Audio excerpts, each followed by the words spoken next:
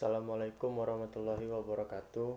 Perkenalkan, nama saya Ilham Pramolana, NPM 1642011015, mahasiswa Fakultas Hukum Universitas Lampung. Di sini saya akan menyampaikan materi tugas UAS HTN Hukum Tata Negara. Di mana materi saya akan menyampaikan materi tentang hak asasi manusia. Pengertian HAM, hak-hak asasi manusia, atau dikenal dengan sebutan istilah hak-hak manusia, human right, adalah hak-hak seharusnya diakui secara universal sebagai hak-hak yang melekat pada manusia, karena hakikat dan kodrat kelahiran manusia itu sebagai manusia.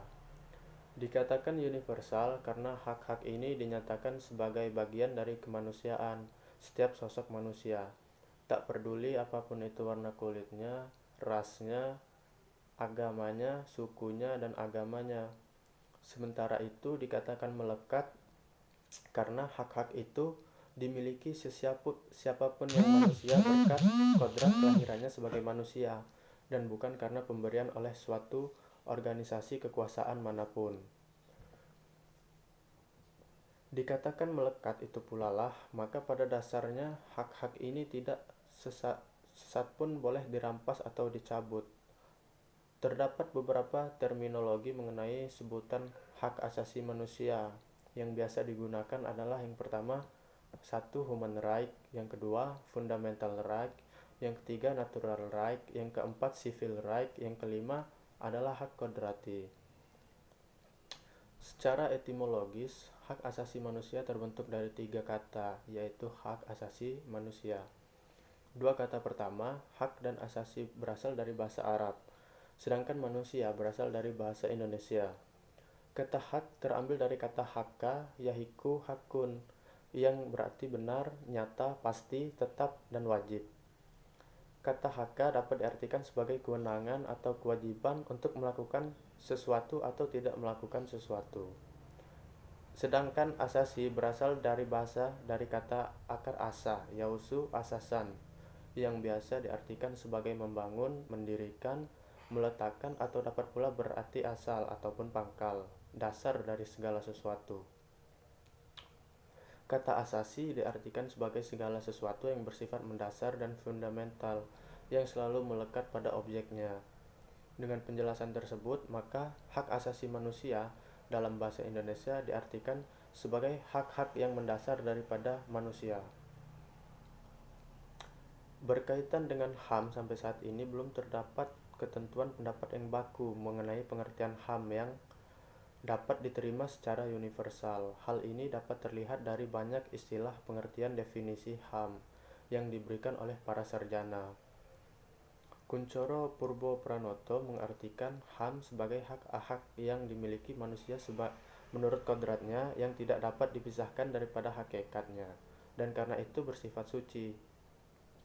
Sedangkan menurut Sutandio Wigio Subroto mengartikan HAM adalah hak-hak yang melekat secara kodrati pada setiap makhluk yang bersosok biologik sebagai manusia, yang memberikan jaminan moral dan legal kepada setiap manusia itu untuk menikmati kebebasan dari setiap bentuk penghambatan, penindasan, perampasan, penganiayaan, atau perlakuan apapun lainnya yang menyebabkan manusia itu tidak dapat hidup secara layak sebagai manusia yang dimuliakan Allah.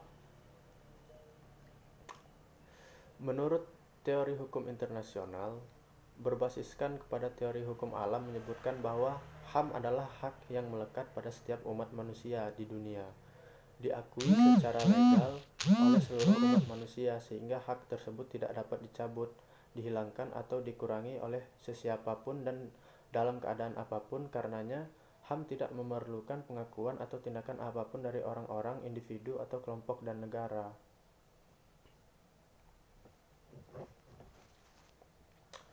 Sedangkan Marxisme menolak konsepsi HAM sebagaimana maksud oleh hukum internasional, sebab tidak terdapat HAM yang bersifat alamiah atau kodrati, melainkan HAM individu baru dapat diakui jika diperkenankan oleh negara atau kelompok.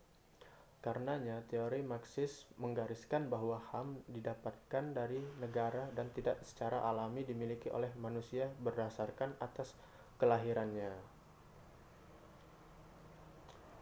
Adanya perbedaan pandangan kaum positivitas terhadap jenis HAM yang diakui dalam konstitusi, undang-undang atau kontrak pada prakteknya tidaklah sebagaimana diharapkan. Hal demikian terdeskripsikan terjadinya sebagai macam pelanggaran HAM selama Perang Dunia I, Perang Dunia II, termasuk kolonialisasi negara-negara dunia ketiga. Pada gilirannya melahirkan kembali pemaknaan HAM sebagaimana doktrin hukum alam yang secara substansif terwadahi dalam Universal Declaration of Human Rights tahun 1948.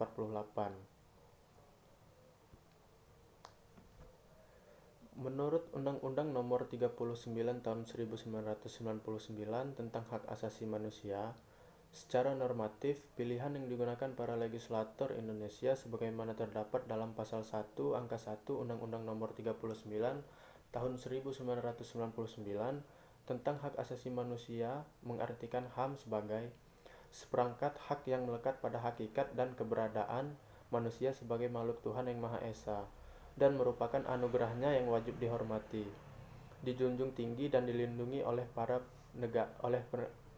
penegak hukum dan negara, dan setiap demi kehormatan setiap perlindungan harkat dan martabat manusia. Senada dengan makna tersebut terdapat dalam dasar pertimbangan undang-undang dimaksud yang menyebutkan bahwa hak asasi manusia merupakan hak dasar yang secara kodrati melekat pada diri manusia, bersifat universal dan langgeng. Oleh karena itu harus dilindungi, dihormati, dipertahankan dan tidak boleh diabaikan, dikurangi ataupun dirampas oleh siapapun. Dari beberapa pengertian tentang HAM, baik dari para sarjana undang-undang di atas terdapat dirangkum unsur-unsur dari HAM. Yang pertama, HAM bersifat melekat, berarti HAM bukan pemberian hadiah atau imbal jasa atas sesuatu dari orang lain, negara ataupun pemerintah, melainkan telah ada bersama adanya manusia karena merupakan anugerah Tuhan. Karenanya, kesetaraan pengakuan dan perlakuan tidak dapat dibedakan atas perbedaan suku, agama, warna kulit, ras, tempat tinggal, ataupun spiritualitasnya. Sekian dulu presentasi dari saya. Saya akhiri. Assalamualaikum warahmatullahi wabarakatuh.